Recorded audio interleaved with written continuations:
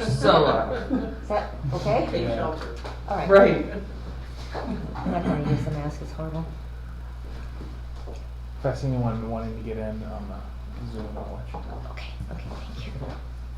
A reading from the Holy Gospel according to Luke. Since many have undertaken to compile a narrative of the events that have been fulfilled among us, just as those who were eyewitnesses from the beginning and ministers of the word have handed them down to us, I too have decided, after investigating everything accurately anew, to write it down in an orderly sequence for you, most excellent Theophilus, so that you may realize the certainty of the teachings you have received. Jesus returned to Galilee in the power of the Spirit, and news of him spread throughout the whole region. He taught in their synagogues and was praised by all. He came to Nazareth, where he had grown up, and went according to his custom into the synagogue on the Sabbath day. He stood up to read and was handed a scroll of the prophet Isaiah. He unrolled the scroll and found the passage where it was written, "The Spirit of the Lord is upon us, because he has anointed me to bring glad tidings to you. He has anointed me to bring glad tidings to the poor. He has sent me to proclaim liberty to the captives and recovery of sight to the blind, to let the oppressed go free, and to proclaim a year acceptable to the Lord." Rolling up the scroll, he handed it back to the attendant and sat down. And the eyes of all in the synagogue looked intently at him. He said to them, "Today this scripture passage is fulfilled in your hearing."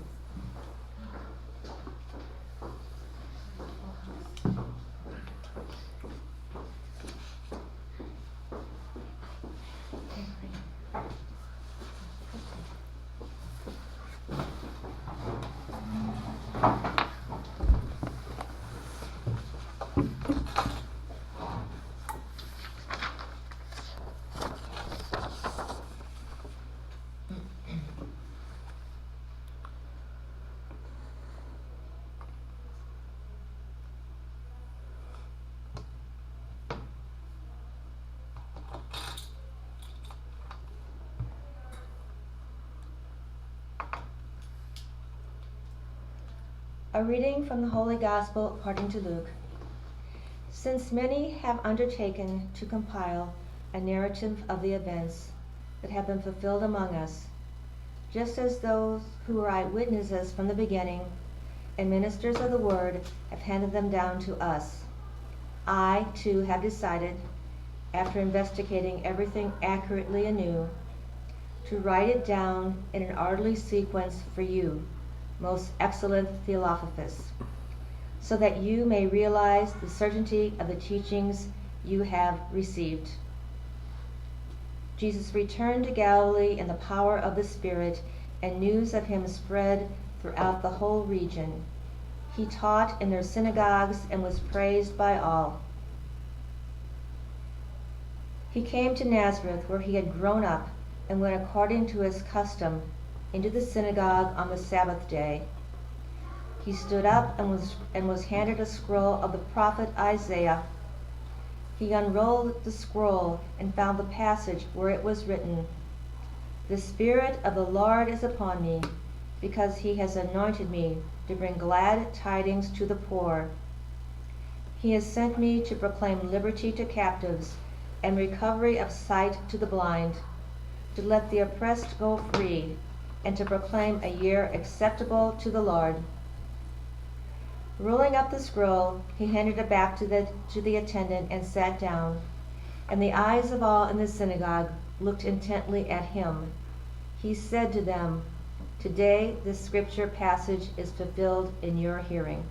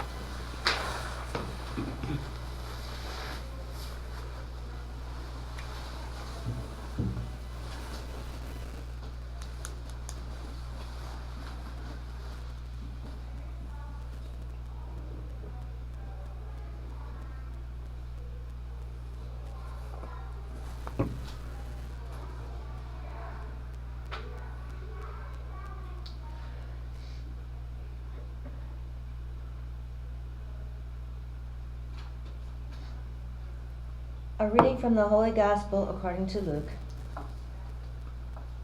Since many have undertaken to compile a narrative of the events that have been fulfilled among us, just as those who are eyewitnesses from the beginning and ministers of the word handed them down to us, I too have decided, after investigating everything accurately anew, to write it down in an orderly sequence for you, most excellent Theophilus, so that you may realize the certainty of the teachings you have received.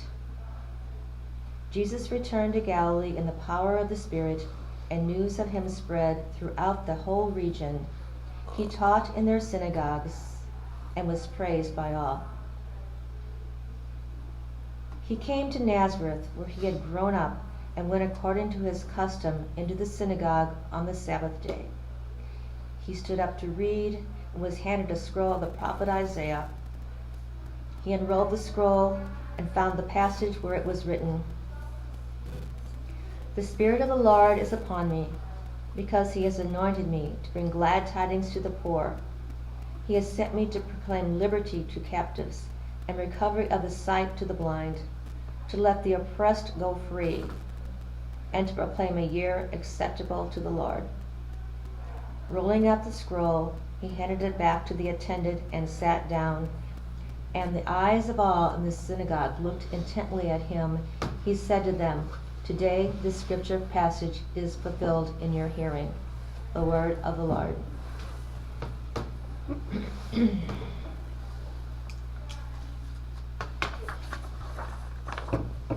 Any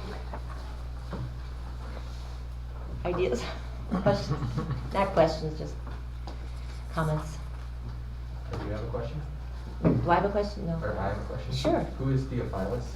No one really knows from what I looked. No one's really sure who that is. I've been trying to find him, but it says not sure. Huh. Yeah. But it has something, means God. Yeah, in Is Greek with it means us God. or But what? in Greek I think it means God, but he doesn't like it's not a person. He was like an attendant or something like Yeah. that. So in my Bible it said they weren't sure who that was. But it'd be nice.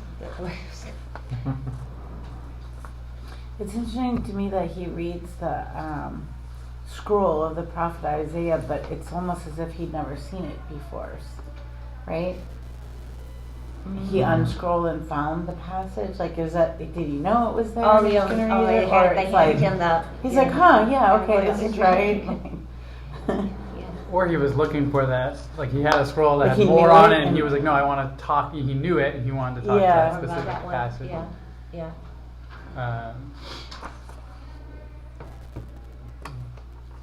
I always wonder why people were so angry with Christ that they were going to crucify him. But I think this would, if you were sitting in there in the synagogue and you heard somebody stand up and do this and say, "No, that's me," Yeah, they go. you think you're kind of full of yourself.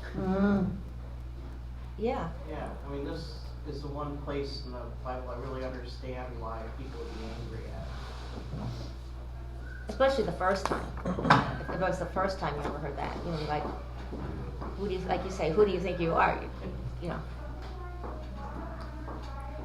So I'm still working my way through Bible in years. I have Yeah. a lot of learning about it, but this passage from the prophet Isaiah, is this in the Old Testament or is this some other scroll that he's reading? I believe that's in the Old Testament. Gotcha. Yeah. So like to me it kind of is symbolic of the New Testament fulfilling kind of what's in the Old Testament. It kind of like links that in my mind, like reading through this. I don't know, it's just an example of that. Yeah, I think that's sort of the point. That Right. He fulfills what Isaiah said, or wrote what he said.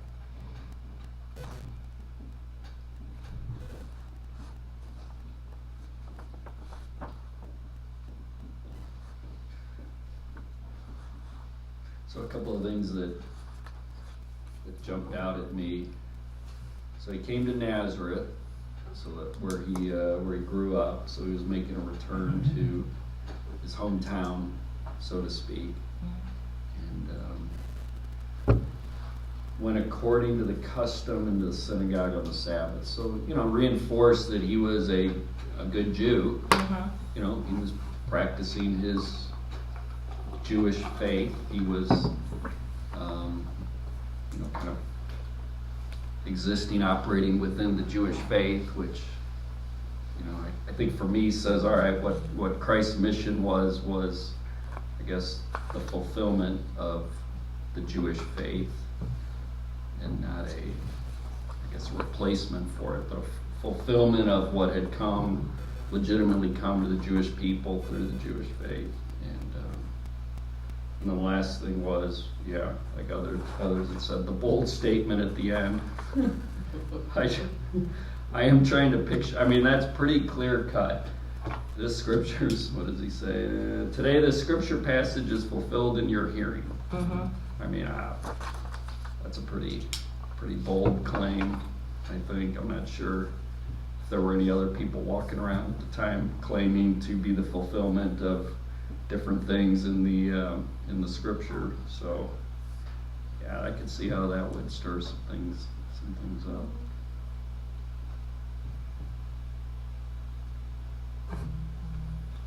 So I wonder if the other apostles were there too, and then they got real. They made them more excited and gave them more. Like, this is what he's saying. I don't know. We're really going to go out and do this even more, because they might have been witnesses to this, or was it just maybe the people in the town, not the apostles, were with him? Like, charge them up more. Right. I always wondered, like, how many of the apostles were actually with him and when? What? On the Zoom. What? Zoom, you have to put up in John Bennett. Okay. Can't even see it.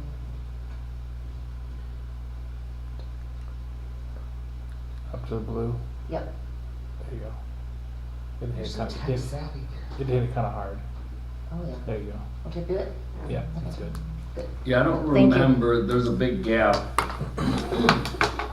between, I think, the first part of this passage and where it says Jesus returned to Galilee. I don't remember what all It goes happened. from 1 to 4. Right. Yeah, I don't there remember is, what all yeah. happened in that. If the apostles had been selected at that time, I can't remember. Yeah,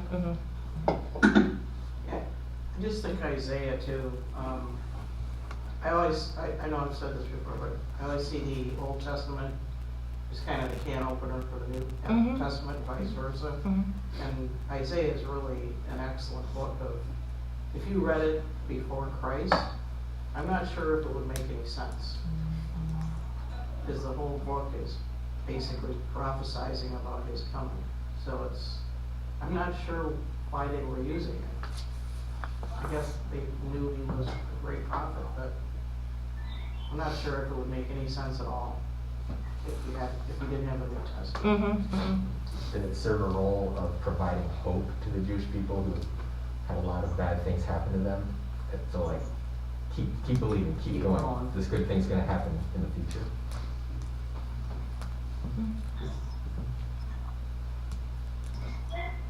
Well, Isaiah is mostly who we hear from Mhm. in the November, December.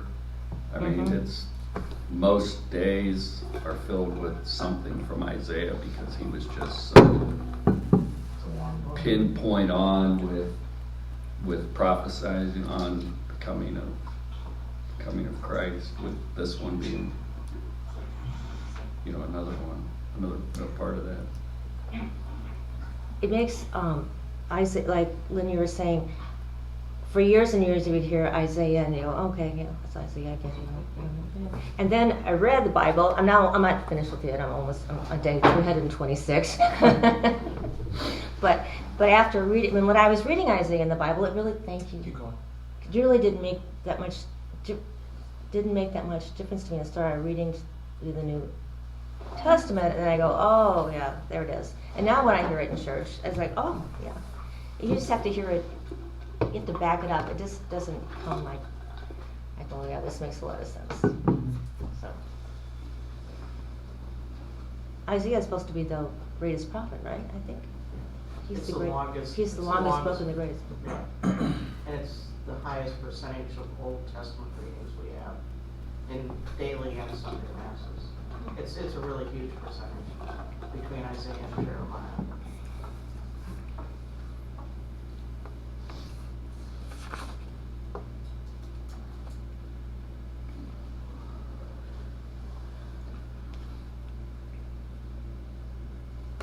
It does make me I'm sitting here kind of reflecting on this claim. It does make me question, like, how easy it is for me, 2,000 years later, to accept it with the benefit of 2,000 years of interpretation and teaching on it.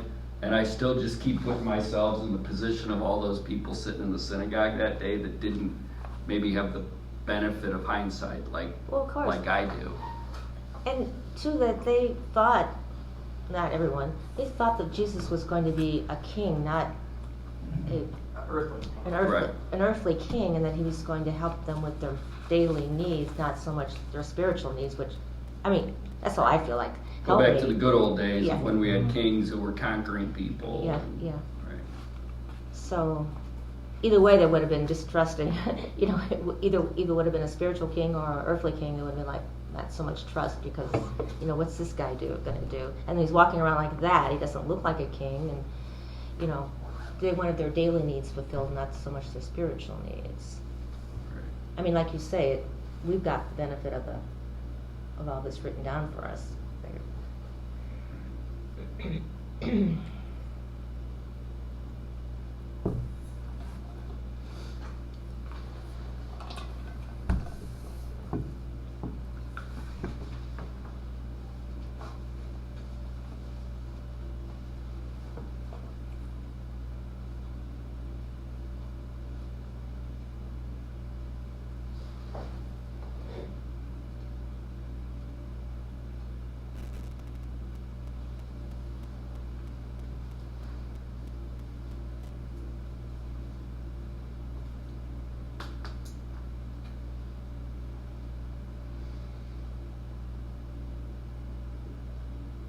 And then when he says, and to proclaim a year acceptable to the Lord, I always thought, is that like a year or forever? Is that what he means? And to proclaim a year acceptable to the Lord in Isaiah. I always wonder what they meant by the year. Just time in general, or just, it's kind of vague.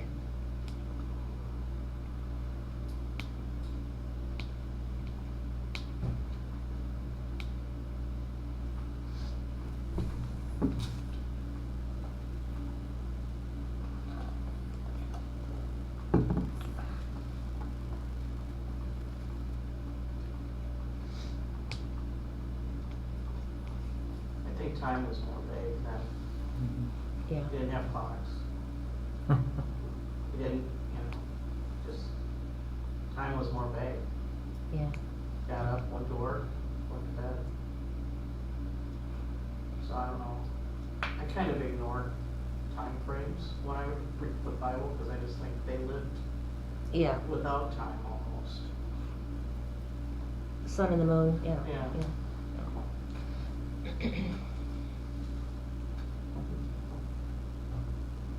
Maybe we can go back to that. That'd be nice. It'd be very nice. I'm guessing that's part of heaven. That's what I'm hoping for. Time no longer exists.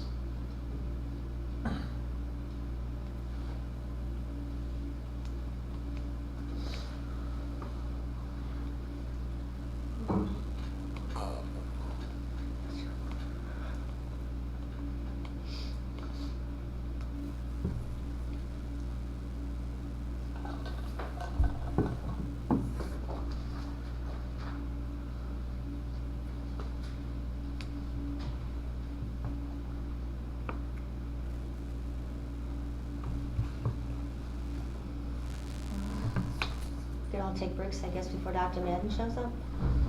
Yeah. And there he is. Perfect time.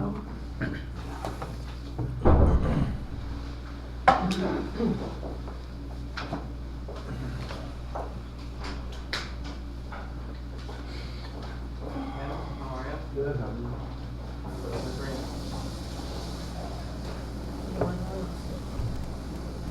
What's up with this It's warm. Yeah, my father's not here yet. It's always warm down here, and then it's so cold in the church. It's hard to. You just have to bring layers. Are these like just like giving off heat? It's always so hot. Yeah. The ones that are I'm not opening insulated the door would be. again. Now the kids are up. Does anyone need a chronology? We have I'll take one. Yeah, please. Seems like there's more people. Thank you. Yeah.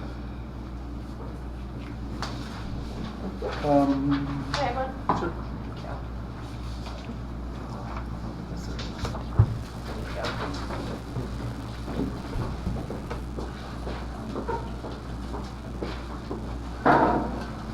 Are there any, anybody have any questions before we get started? Something you've been thinking about for the last 2 weeks about church history?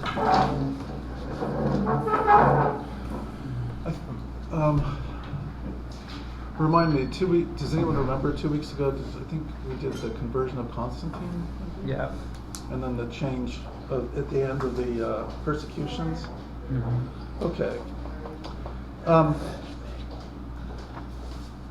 So no questions? All right. So what I'll do today is talk about the medieval period, the Middle Ages. Middle Ages are in the middle.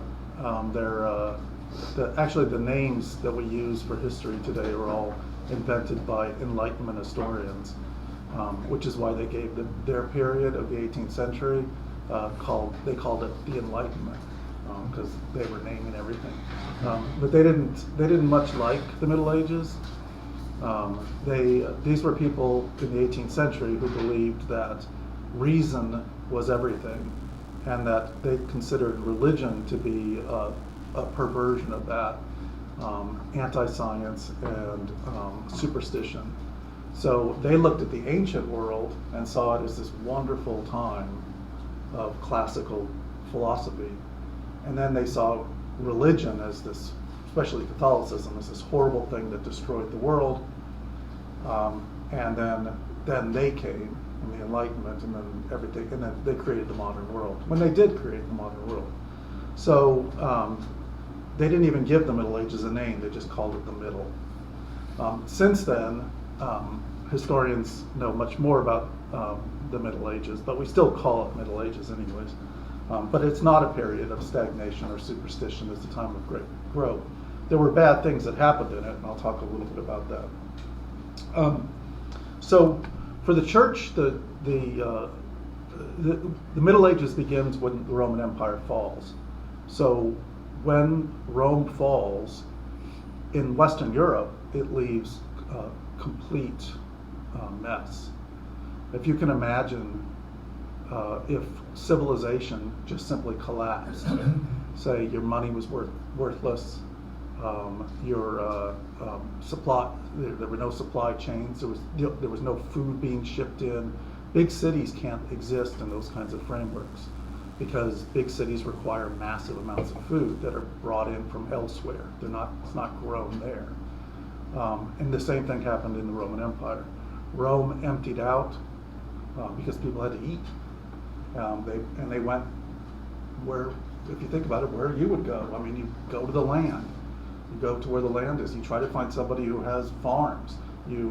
There's no money, so you promise to work in the fields just to feed yourself and your family. And you usually want to be around people with some kind of arms so that they can protect you, because there's no law anymore. So that's the world that the church had to deal with. Rome fell, but the church did not. And so the only organization that existed any longer after the fall of the Roman Empire was the Catholic Church. So that meant that when people looked for some kind of organization, some kind of framework, that's all they had left. And if they looked for somebody who was in a position of authority, it was only the church. What is it?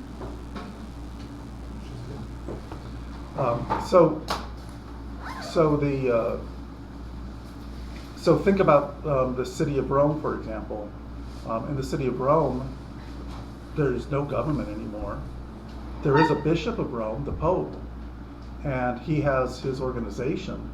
And so people began relying on him to take care of everything, like repairing the walls so the Goths don't attack, or taking care of the poor, or making sure that the garbage gets taken out. Just the basics of a government all ends up falling to the church. The same is true in other cities. Although they become much smaller cities, they are much more now controlled by the church. So like cities like Milan, the bishop there pretty much runs things.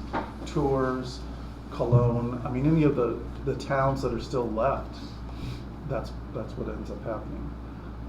So being a bishop, therefore, in the Middle Ages means that you're not just running the church, you're also largely responsible for running the area around you.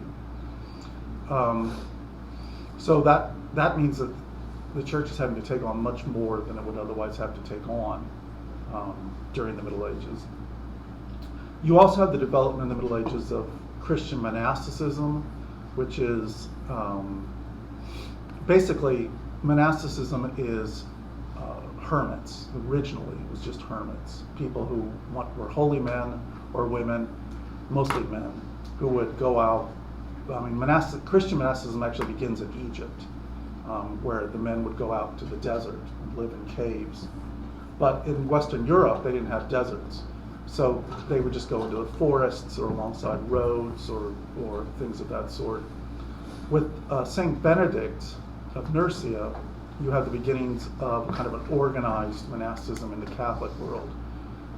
And Benedict sets up a rule, and the whole purpose of monasticism is to save the souls of the monks.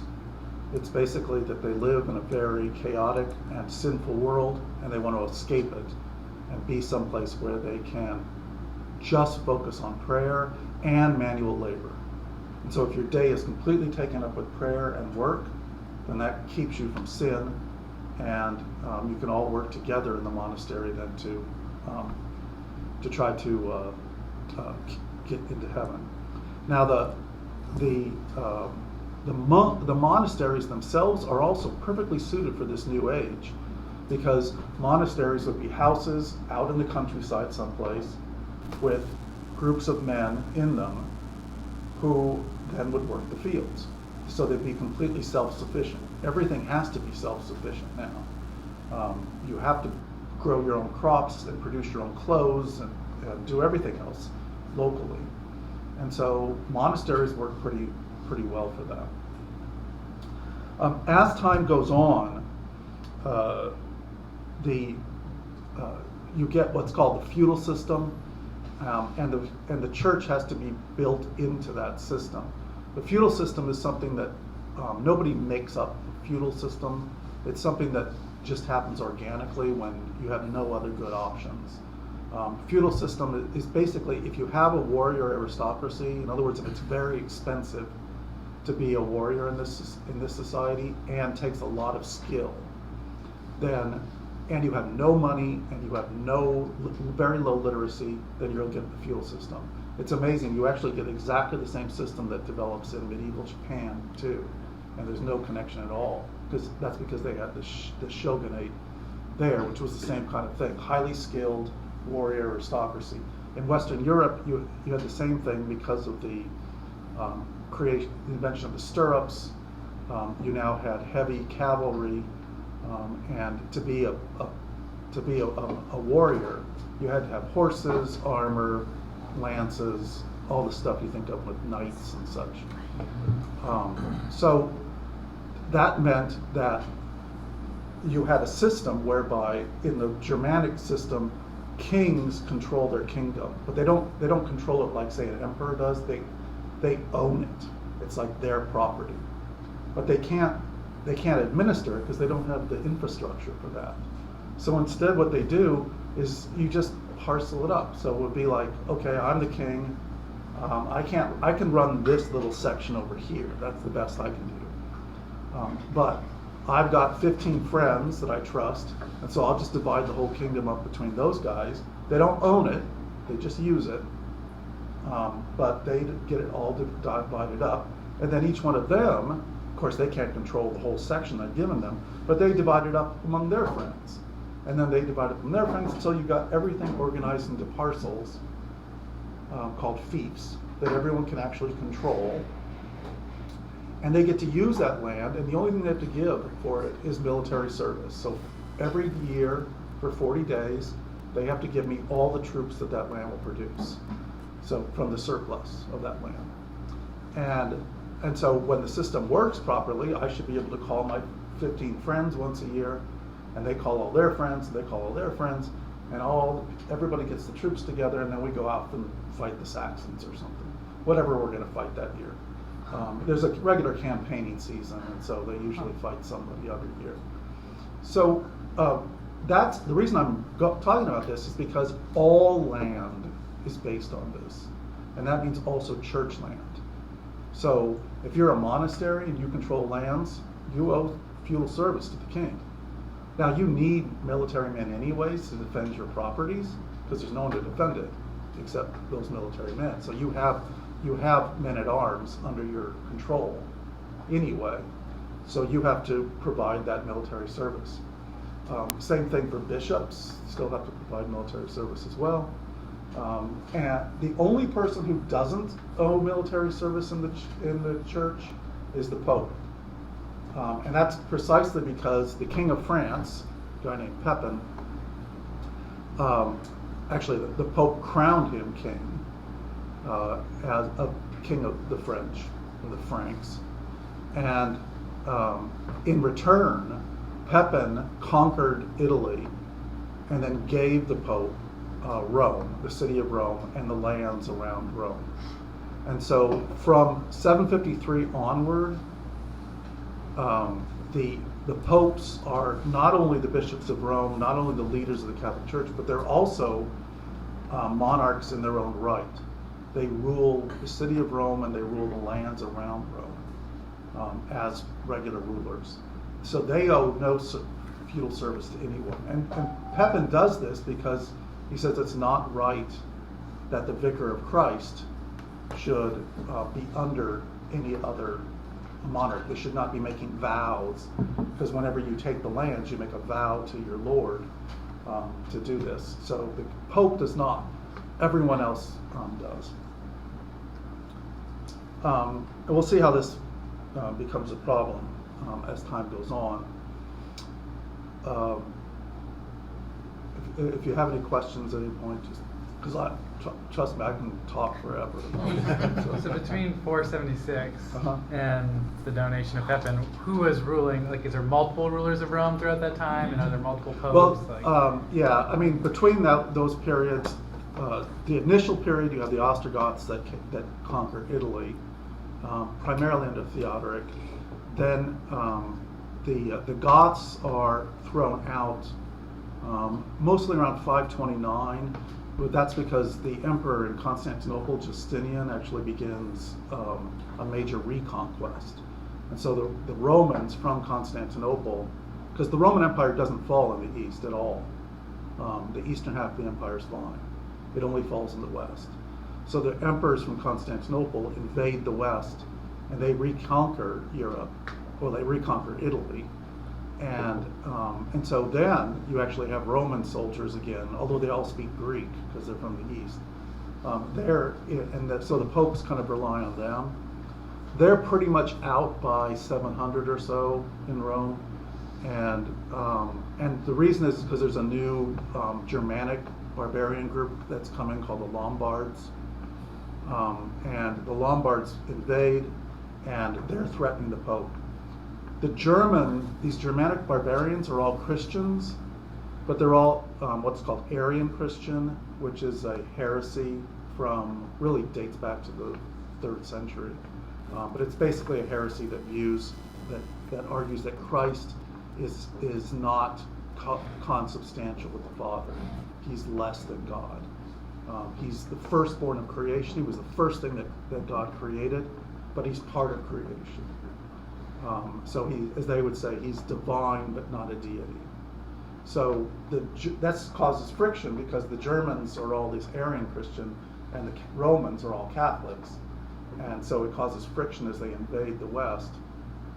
So that's basically it.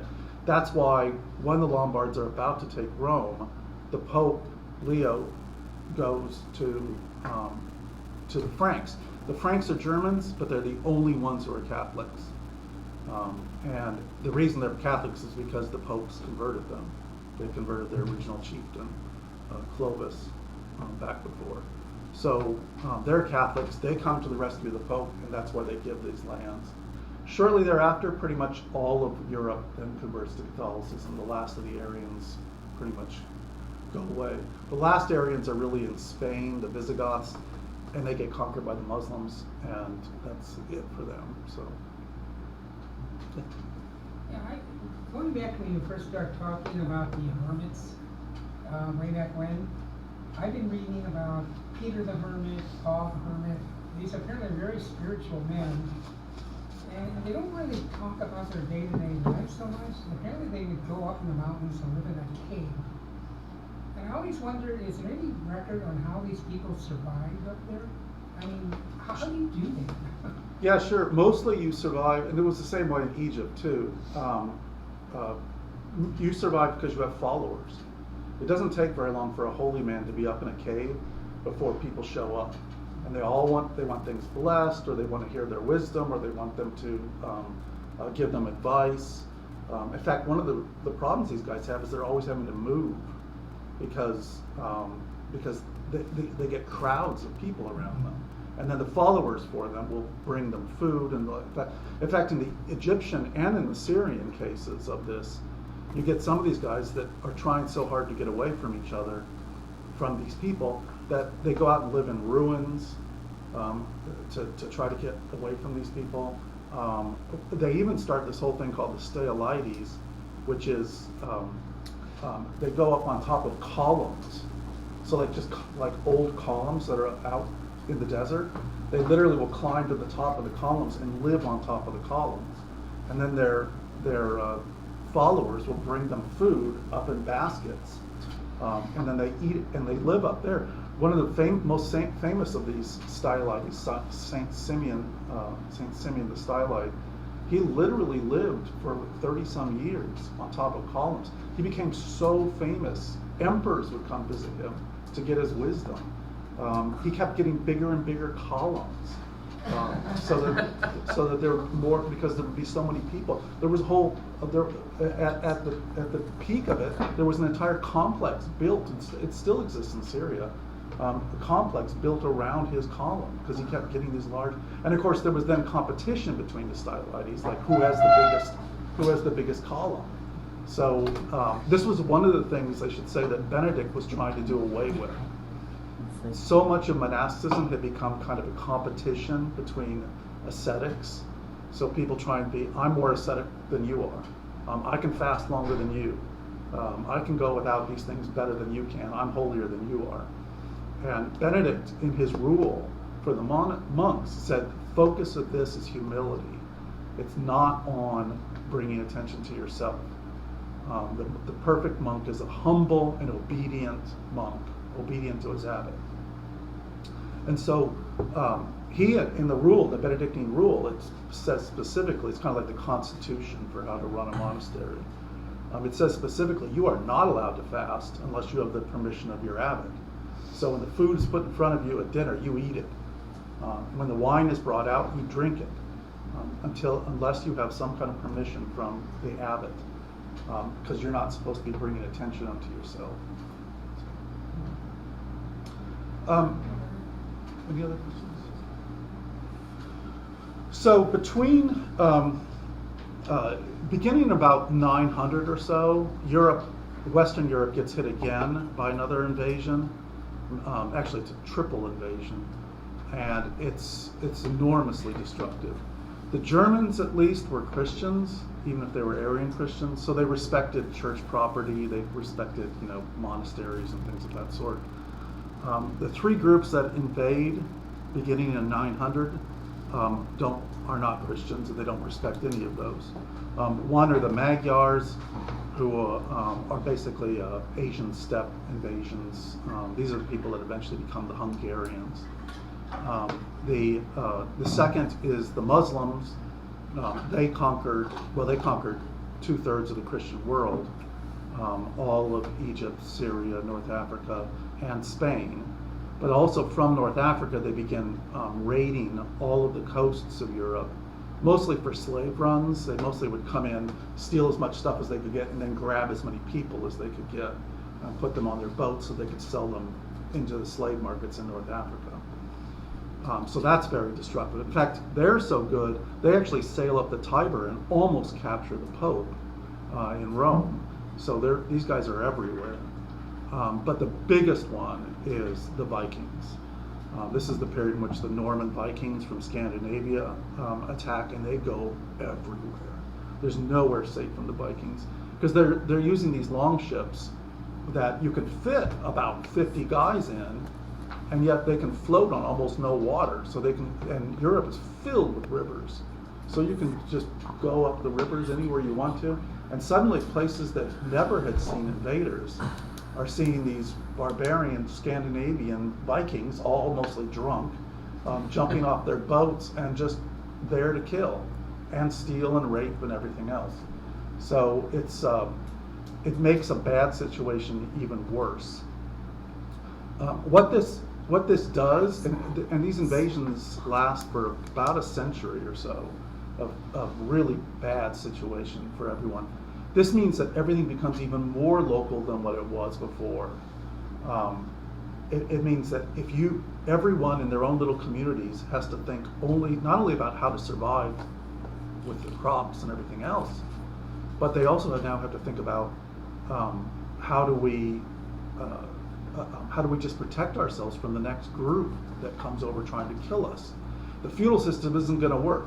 I mean, in that system, I tell my lord I'm being attacked, and then he runs up the whole system, and then people come to defend me. Well, that'll take 6 months. The Vikings will be gone by then. So I need to defend myself, and I need to only look to myself. So the feudal system begins cracking a lot at this period, but also the church begins cracking a lot too, because one of the worst things for the Catholic Church is to ruin its networks, to ruin its interconnectivity, because it requires that those lines of communication, primarily with the Holy See in Rome, but also with the bishops. They need to be able to make sure that everything is working, that the disciplines are being held, that the proper ordinations are being done. All of that requires a connection. And when you break down that connection, people have to rely on themselves. And if they have questions about the faith, what do? There's no way to get word anywhere. They don't even know who the Pope is, or the bishop in most cases. So how are they going to find out what the answer is? Usually the way you do it is you just make it up as you go along. And most people, or you do what you heard somebody's doing somewhere else. Already literacy rates in Europe were virtually, less than 1% of people could read and write, and the only people who could read and write were the clergy. If you had something you needed read, then you took it to a priest, because they were the only ones who could read. And it would have to be in Latin, because there's only one language that's written, and that's Latin. There's no rules for writing any other language, so it has to be Latin. So, and the priests have to know it, because they have to do the sacraments. So it's a rough situation. It means that in some cases, particularly theology is fine, but clerical discipline often goes down, largely because, if you leave it to people to make up their own rules, they're usually going to make up rules that are the most comfortable for them. This is the period in which you start getting a lot of priests across Europe who just start getting married. And so for a long period there, you have like a lot of married priests, particularly in the hinterlands. And this is a society that is illiterate. And in illiterate societies, law is always what's called customary law. And customary law just means the way we've always done things. Tradition, that's the way we always do things here. And there's an old saying that twice makes a custom. So you do something twice, and it's now the custom here. And it's very hard to get rid of those things. And so if you were even to go to a priest, say in 950, and say, hey, how come you have a wife? What's the deal? Priests aren't supposed to be married. He would say, I don't know what you're talking about. I mean, the priest before me was married, and the priest before him was married. Maybe in your neck of the woods they don't marry, but around here it's the custom. So, that's the law. That's the way we do things. So there was a lot of those kinds of things. There were also some abuses that entered into the church in this period, and it largely had to do with the fact that the church was so close to the system of government now. As I mentioned before, in the feudal system, if you're the king, if I'm looking at my kingdom and all the lands in my kingdom, about a third of those lands are actually controlled by ecclesiastical entities, either bishops or the big one is monasteries. Lots of monasteries own lots of land. The monasteries get this land because of the warrior aristocracy. You have a warrior aristocracy that literally makes its living by killing people, but they'd like to go to heaven. So when they capture a lot of territory, it's very common for them to give some of that territory to a monastery, and that way the men in the monastery, or women, because we're starting to get female monasteries too, will pray for them, particularly after they're dead. In fact, they'll also make sure that they get buried there. So that way, if you can get buried with the monks, that way when the resurrection comes, you can just kind of slide in with them into heaven around all these holy guys. So having a bunch of holy men praying for you, or women praying for you, that's good. And so they'll pray for your family. In fact, you get connections between noble families and monasteries, and very close connections between them. So all of this means if I'm a king, when I'm looking at who is going to be in charge, if a regular duke or a count dies, he's almost always going to be succeeded by his son. Legally, as a king, I'm not required to do that, but in practice, it's always done. It's the custom. I'll basically have to go to war with that guy to get those lands back. So those lands are never coming back to me. But the church has got at least a third of my lands, and they don't have legitimate children. So that means there's no one to inherit. So when a bishop dies, who decides who the bishop is? Well, it's supposed to be locally elected and confirmed by the Pope. But in reality, if I'm the king and I don't like that bishop, and I say I won't give you the lands, then there's no sense them electing somebody who I'm not going to agree to. So usually most people will ask the king first, hey, who do you want? Well, that's worth, being a bishop is worth something. I'm not giving it away for free. That's worth something. You're a noble, you're a lord. You have large amounts of property under your control and great power. So, I have lots of friends with second sons who are not going to inherit their father's feasts. Some of them would like to live in the style they've grown accustomed to. So, who's going to pay me the most for this position? And this becomes a common thing to purchase these positions because they're worth buying. And it's known as the Abuse of Simony, named after Simon Magus from the New Testament, the person who wanted to buy the gifts of the Holy Spirit. But now, the major problem with this is the king isn't asking who's pious around here. These guys who are becoming bishops, they could be pious, some of them were, but it's not a qualification for the job. The qualification was you're going to be loyal to the king and you paid up. So you didn't have to be a priest? Oh no, you can do that fast. Yeah. I can make you a priest now and then make you bishop this afternoon. once we get everything together, yeah. No, that's not a problem. So that's one of the abuses that seeps in. The other one I've already mentioned is what's called Nicolaism, but basically it just means married priests. You also have the problem of what the third one is called concubinage, which really just has to do with bishops having.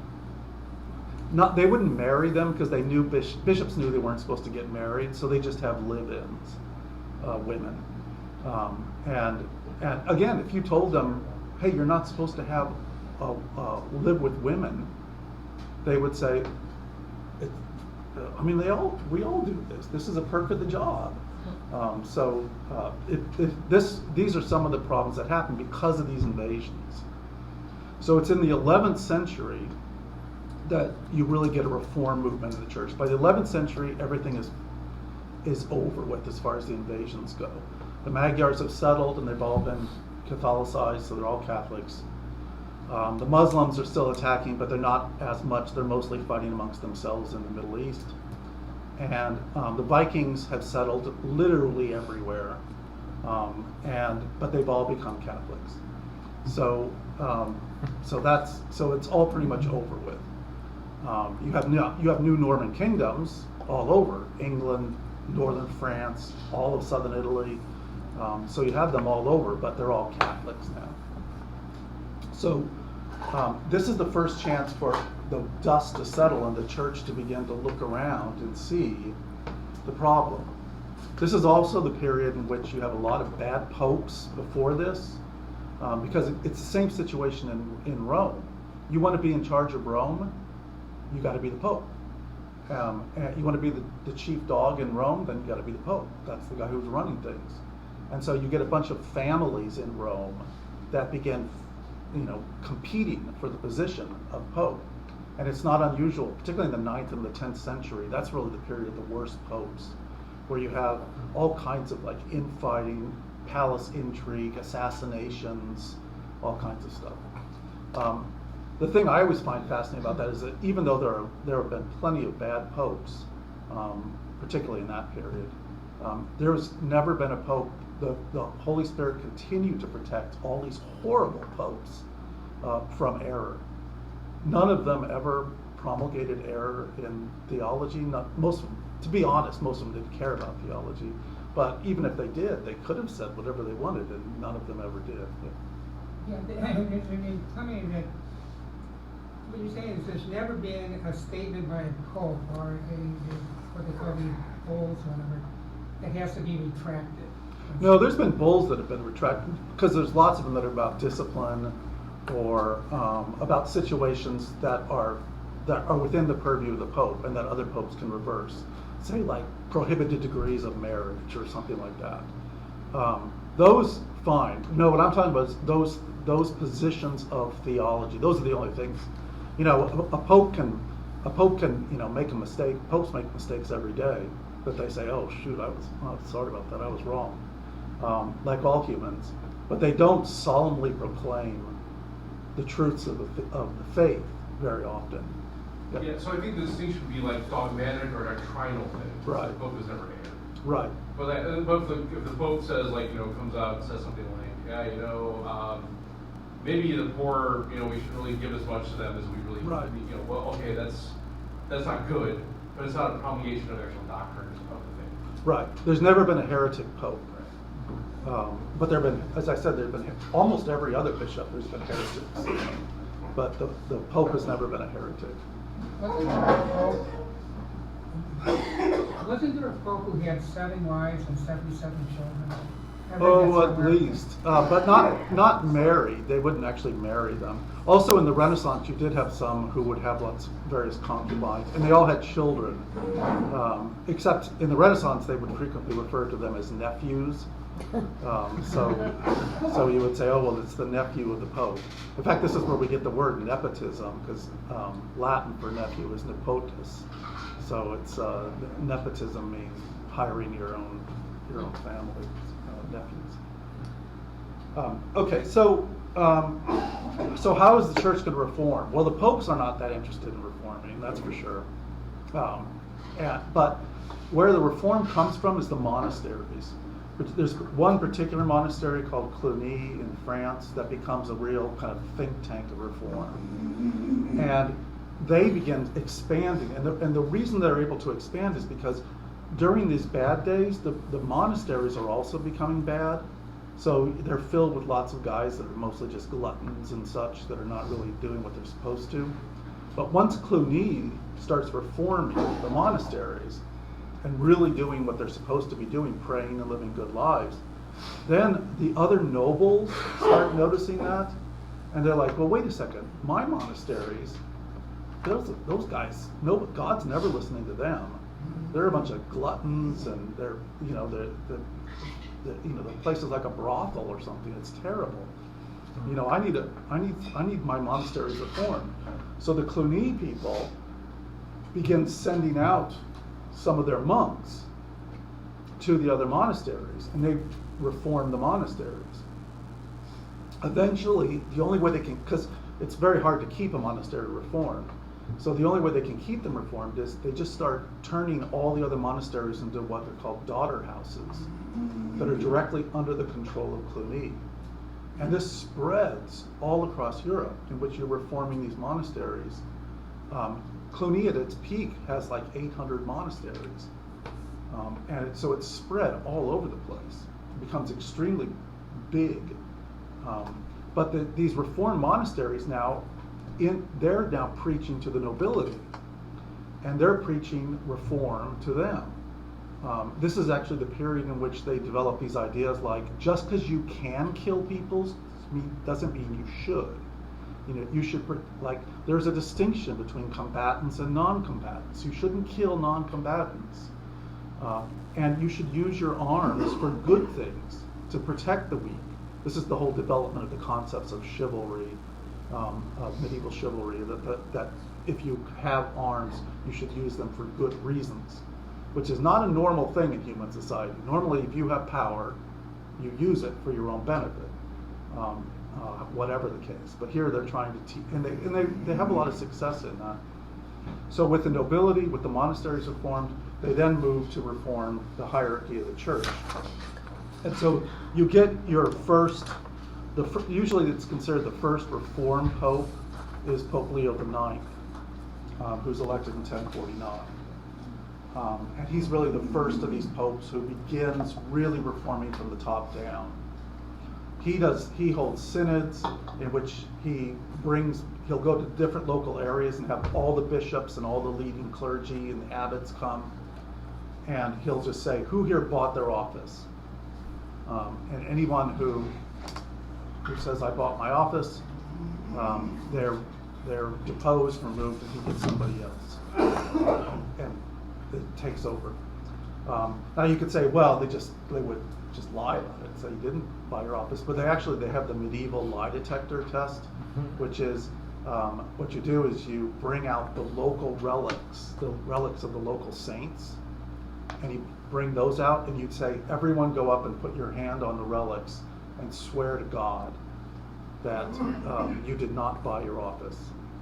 And no one will swear anything wrong that's false on the relics of the local saints, because that saint will totally get you for doing that. Local saints were very important to people in the Middle Ages. So what did the kings and the landowners do when the Pope just started removing officers? Because they were the ones that appointed the bishops, right? Now, Leo has the support of the Emperor of Germany at this time, Henry III, but it's a good question, because after Leo dies, and after Henry III dies, then the next Pope, Nicholas, he and one of the reformers start saying, right now we're we're able to do this because we have the support of the emperor, but you never know what the next emperor will be like. We need to remove the papacy from all. What they want to do is they want to remove all ecclesiastical positions from lay control, because that's where the simony is coming from. That's where all of this abuse is coming from, because it's all part of this system. And so what they say is, that's what we need to do, remove lay control over ecclesiastical offices. And so the first step is in 1059 with the papal election decree.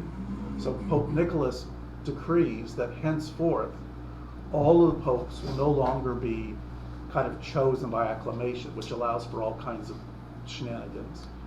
But instead, all popes henceforward after 1059 will be elected by what's called the cardinal clergy, the cardinals of Rome. Essentially, this is the way bishops are supposed to be elected in the Middle Ages. You basically have the leading clergy of the city come together and elect the bishop. That was the way that they'd done before. Now what they do is they codify this, and they say the only way the Pope can be chosen is if the clergy from the leading churches, the cardinal clergy in Rome, come together, closed in a conclave, and elect. And that's the only way. And that's essentially still the way they do it. That's where we get the thing, cardinals, comes from the cardinal. Even to this day, every cardinal, no matter where in the world they are, still has a titular connection to a church in Rome. It could be a really tiny church, but it's all connected to a church in Rome. Question. The guys that paid for their offices, I would assume that some of them really were holy men. Was there some way for them to get it back even though they paid for it? Yeah, I mean, the Pope could reappoint, or he could also absolve them of it too. Okay. Yeah. And you talked about Cluny. There was a saint, Odilio. Mm-hmm. Am I saying that right? Odilio, yeah. Was he one of the leaders of that whole movement? Yeah, he was an abbot at Cluny. And say he was there for 55 years. Yeah. There were a number of them. Saint Bruno also was another. Yeah. Well, locally speaking too, talk about these electors, these kind of leading clergy. We have that also locally, what they call the College of Consultors. That when the see is vacant, this group of clergy gets together and runs the diocese until a new bishop is appointed. So that maybe that tradition still holds true today. So I just want to kind of point Yeah, that's interesting. All right, so ultimately you do end up with a fight with when the next emperor comes in, Henry IV. He is not that keen on all of this. He's the son of Henry III.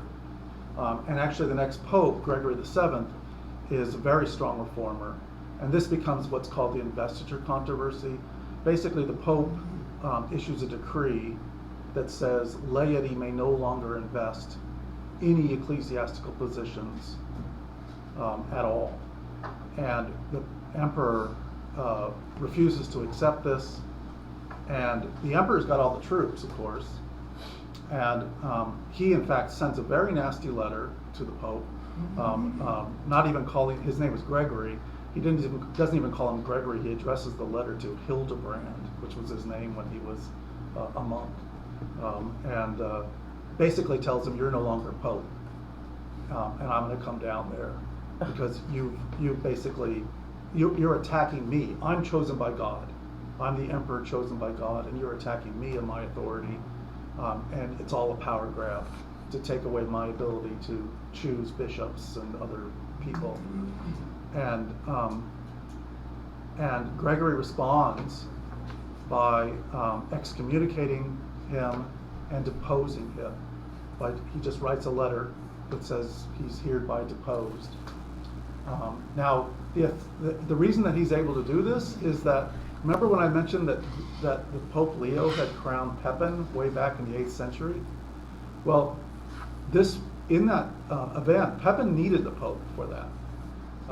And in that event, it changed the notion of kingship in the West. Prior to this, under the Germanic kings, you were born a king. It was like a magic blood that made you king. It was a very superstitious kind of idea of kingship. After that, the Western idea of kingship was that kings are made by God. They are kings by the grace of God. And God chooses them to watch over his people and also to protect the church. And that comes to them from God through the church. The coronations are always done in churches. There's always the local bishops to anoint the king with holy oils in the same way David was anointed. Still to this day, if you look at anytime there's the few monarchies that are left, if they ever do coronations, they're always in churches. So it's always a church thing. In other words, the church is the one that gives these people their power. And when they act against the church, they can pull it away. At least that was what Gregory argued. The question was, can it actually work? He has no armies. But in fact, it does. The people in Germany fall away from Henry. They won't follow an excommunicate. And so the most powerful man in the world, in the Western world, is forced to ultimately come to Gregory's castle in the Alps that winter in 1077 at Canossa, and literally in sackcloth and ashes, wailing outside, barefoot in the snow, begging Gregory to please have mercy on him and forgive him for all of this. And so it creates, you can see, and this won't be the last time this happens. Throughout the 11th century and the 12th century, the popes emerge really as the real leaders of Europe. And the kings, anytime that they cross the popes, always end up having to beg forgiveness. You have it, for example, in the Peace of Venice in 1177, you have literally the Holy Roman Emperor coming to Venice and kissing the feet of the Pope, begging him for forgiveness. Again, Pope has no troops at all. You have King John of England in 1217 gets into trouble with the Pope because he refuses to accept the Archbishop of Canterbury. And ultimately, John not only has to beg forgiveness, but as a penance, he has to give to the Pope England. Literally, the whole kingdom he gives to the Pope. This is Pope Innocent III. And then the Pope gives it back to him as a fief. So legally, England belongs to the popes, really until the Reformation. And the English actually make a regular payment every year, Peter's pence. It's the original Peter's pence that they pay to the Pope every year because they're just renting England from him. The same is true of southern Italy and Sicily. It's all papal lands that the Normans basically rented from the Pope. So they were extremely powerful. It's in this period, which is kind of the high watermark of the church in the Middle Ages, where you have an enormous amount of activity in all kinds of fields. This is the development of course, the Gothic cathedrals. This is the Gothic architecture, which is developed at this time, where you have these soaring cathedrals that are just absolutely stunningly beautiful. This is also the period in which the church invents the university. Universities are invented by the Catholic Church at this time. The original purpose of the universities is to train churchmen in the high levels of knowledge, initially in theology, but eventually they expand into medicine, law, other fields. But universities are created by the Catholic Church, and to a certain extent, you still see that. I mean, it's a rare university that doesn't look like a medieval church. They're all Gothic. Everyone thinks that they should look medieval. And I always tell students, if you don't think this is still a medieval institution, when you graduate and cross the stage, look at what you're wearing. It's literally clerical garb. So it's pretty much the same thing. Did the Pope excommunicate more at that point, or? Yeah. than we do Oh yeah. now? 'Cause there's a lot of people that probably should be, but we never hear about it anymore. Oh no, they did with in fact, by the 12th century, it was kind of if you were a king or a ruler, it was you pretty much expected to be excommunicated at least a few times. I mean, the real trick was to not die excommunicated. You didn't want to die excommunicated because then things would go bad. Yeah. They don't think about the bishops though, right? The bishop had that authority within the diocese, even at that time. To excommunicate? Yeah. Yeah, they could. Right. Popes could do it too, which they did with some regularity. But yeah, it just depended. But yeah, they would definitely. It was called the spiritual sword. There was there was they did a lot of, I should say, the philosophy of the church and of canon law grew enormously at this time. You had amazing scholars like Thomas Aquinas working on all these kinds of things, of the whole concept that reason, this is like the whole idea that reason and faith are opposed to each other is crazy. The church built universities because reason and faith go right together.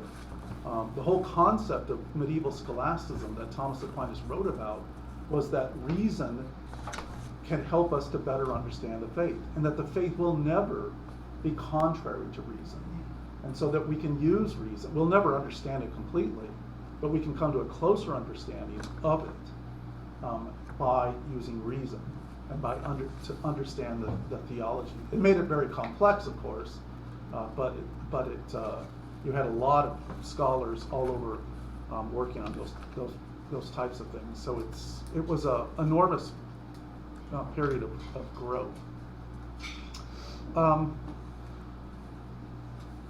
Right, so you have the development of the canon law at this time. You have all of that. There's a couple things, though, when people think of the Middle Ages that I want to talk about real quickly here, that people, most Catholics, I think, are most afraid of. One is the Inquisition, and the other one is the Crusades. So let me give you a very brief thing on both of those. In both cases, the images that most people have when you think of Inquisition and Crusades are none of them having to do with the Middle Ages. Those are the creation of basically 18th century English writers. They had nothing to do with the medieval period. The Inquisition is a church institution. It begins in 1184. The reason it's created is because kings and secular governments held heresy to be a capital offense. And the reason that they held it to be a capital offense, well, it flows from what I just said. If I'm the king, my authority comes from God. I didn't get voted to be king. My authority comes from God through the church. If you're running around as a heretic saying that God doesn't exist, or that God is, my goat, or that the Catholic Church is created by the Satan, or whatever, then that means you are inherently denying my authority. And that means you're trying to overthrow me, and you're a traitor. So you're guilty of treason. All heresy, therefore, in the medieval world is treason. And the punishment for treason is, still to this day, is death. So if someone found out they had a heretic around, they would do everything they could to get rid of them. Also, people didn't want heretics around them. It was one, it would call down the judgment of God. Two, they spread that heresy. Heresy in the Middle Ages was seen as a disease, one that doesn't kill the body. It's worse, it kills the soul. You have a disease in a body, big deal. You get sick, maybe you die. You weren't going to live forever anyway. But you kill the soul, it's over. You've killed it for eternity. That's what matters. And so people really took it seriously. If someone was accused of heresy in a particular neighborhood in the Middle Ages, they would be brought before the local, like anything else, like if you stole a pig, you'd be brought before the local lord. And the local lord would sit in his seat of judgment, and then basically he'd just listen. Okay, what do you say? What do you say? What do you say? And then he'd just make a decision in his seat of judgment. In the case of heresy, well, the Lord he's not a theologian. Most of them didn't know virtually anything about the faith, except what they saw in statues in church or something. They don't know. They're not qualified to judge this. So in most cases, you just kind of err on the side of caution and burn them at the stake, because you don't want heretics around. It's best just to burn them. So you have a lot of people being burned at the stake for heresy all the time. And most of the time, there may not be heretics at all. So what happens is, in 1184 is the church then, as part of the reform movement, steps in and says, no more burnings. from now on, if someone's accused of heresy, they need to be examined before the legal court. Before it goes to court, they need to be examined by trained theologians or someone chosen by the local bishops to determine first if they're a heretic or not, by someone who will know whether they are or not. And then second, to find out whether they even mean to be a heretic. Because the average person doesn't even want to be a heretic, they just don't know. They were never taught the faith properly. And so, and if that's the case, if they don't want to be a heretic and they're willing to learn the faith, then in both of those cases, then these churchmen can say, no, this guy's okay. And then that way it never goes to trial and they're saved. So the Inquisition, which comes from inquisitio, which just means questioning, is created so they could, it actually was a buffer placed between the accused and the civil courts. And so the Inquisition would then ask questions, and then if people got them wrong, the questions, answers to wrong, they would say, no, that's not right. Here, let me tell you the right answer. Try again. This is why, I mean, we have Inquisition records from the Middle Ages. In fact, with massive. They literally wrote down everything for these Inquisitions, so we know that virtually not. It's in the range of 1% that would ever come before an Inquisition court and eventually go to the secular courts. All the rest they would get rid of. They would acquit, and it would never go to the courts. So the bizarre thing is that the Inquisition's purpose actually saved lives. It kept people from being burned at the stake. The only way you would still get burned at the stake was if you came in and said, no, I'm sorry, I'm a heretic. I'm never going to accept what you say. Then they would say, okay, that's the best I can do for you. Now again, it's not the church. The church has no laws against being a heretic. The only law is, if you're a heretic, if you don't believe what's in the faith, then you're not part of us anymore. Go somewhere else. You're not part of the church. But there's no execution for it. Is that the case of Joan of Arc?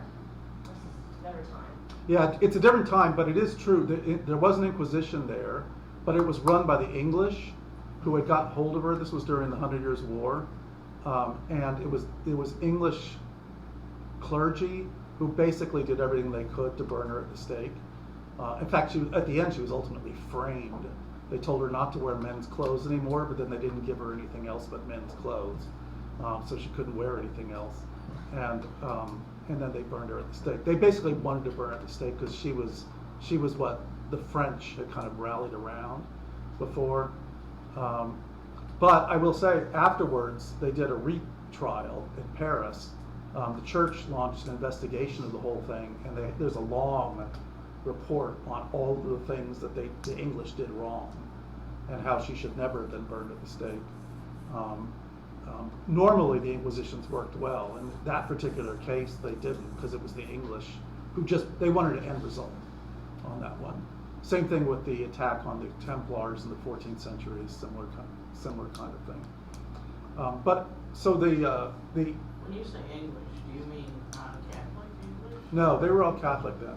They were Catholic. But they were probably more under control of the king than they were the actual bishop. Exactly, yeah. They're in France while this is going on.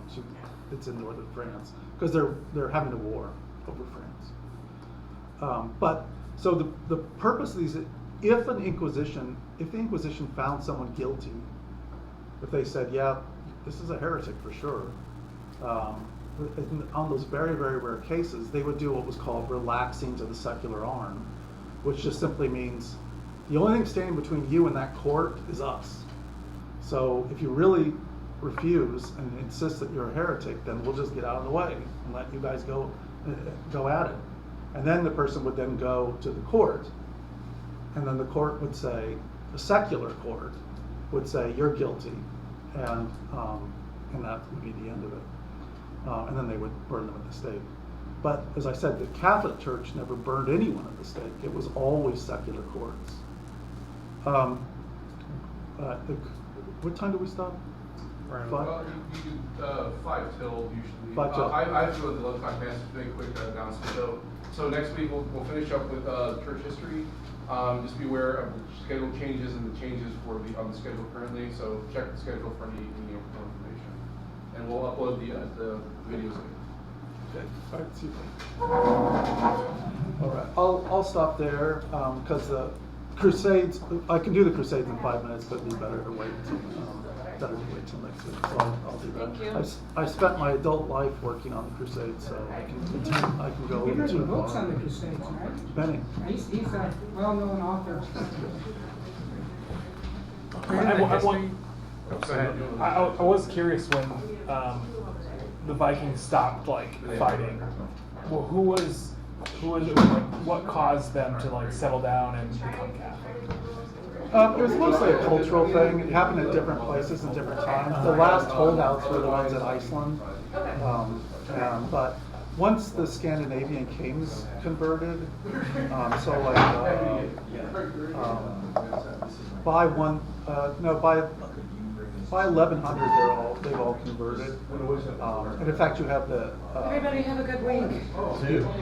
you have the kings actually going to the Holy Land of Scandinavia, all heading off to the Holy Land. So 1111, there's a famous Scandinavian king who goes to the Holy Land. So yeah, it's just slowly over time because everything around them is Catholic, and so eventually they all become Catholic. Sure. So are you in the history department or the theology department? History. History.